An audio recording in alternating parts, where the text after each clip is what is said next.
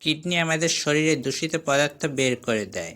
এটি আমাদের শরীরে সোডিয়াম, পটাশিয়াম, ফসফেটের মাত্রা নিয়ন্ত্রণে রাখে।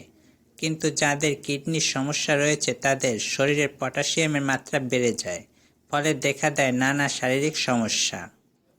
যুক্তরাষ্ট্র ভিত্তিক ন্যাশনাল ইনস্টিটিউটস অফ হেলথের সুপারিশকৃত পটাশিয়াম গ্রহণের মাত্রা হল সুস্থ মহিলাদের জন্য দৈনিক 2600 মিলিগ্রাম এবং সুস্থ পুরুষদের জন্য দৈনিক 3400 মিলিগ্রাম। তবে যাদের কিডনির সমস্যা রয়েছে তাদের দৈনিক 2000 মিলিগ্রাম পটাশিয়াম গ্রহণের পরামর্শ দিয়ে থাকেন বিশেষজ্ঞ চিকিৎসকরা। যাদের কিডনির সমস্যা আছে তাদের সব ধরনের ডাল খাওয়া উচিত নয়। এমন ডাল খেতে হবে যাতে কম মাত্রায় পটাশিয়াম আর ফসফরাস আছে। কিডনির সমস্যায় আক্রান্তদের জন্য আদর্শ ডাল হলো মুগ ডাল। এতে ভরপুর প্রোটিন আছে, কিন্তু পটাশিয়াম আর ফসফরাসের মাত্রা কম।